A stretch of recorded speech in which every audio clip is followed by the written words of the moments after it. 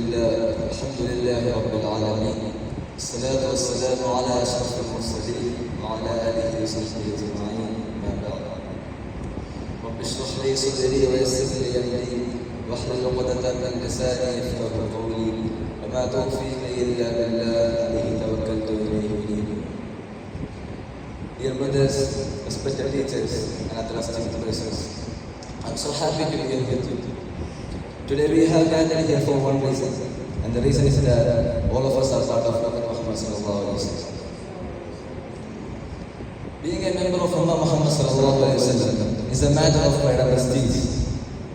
Even Musa alayhi salam wanted his position, but the most disturbing fact is that Muslims don't understand their value. They don't know the importance of the Holy Quran and Hadith. They don't know the value of Sunnah Muhammad sallallahu alaihi wasallam.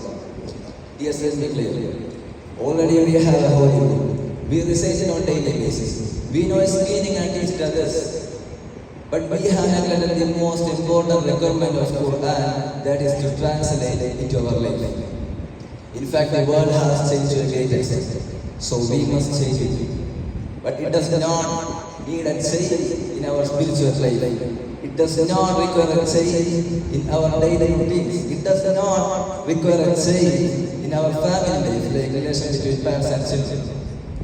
But it requires a profound change in our approaches towards knowledge. It requires a change in our mindset towards modern technology. As far as Muslims are concerned, they don't think that education is important. They don't know the value of Sunnah Muhammad sallallahu alaihi wasallam. They don't know the man of kind. Now we live in a pathetic condition. Even our existence is unconditional. So here's the question: is it possible for us to lead the people to a better position? So to begin with, we need a gradual development of self. This is not like life is the purification of heart and mind. This is Allah says in Holy Quran. Allah will never change a society until they change themselves. Allah will never change a society until they change themselves.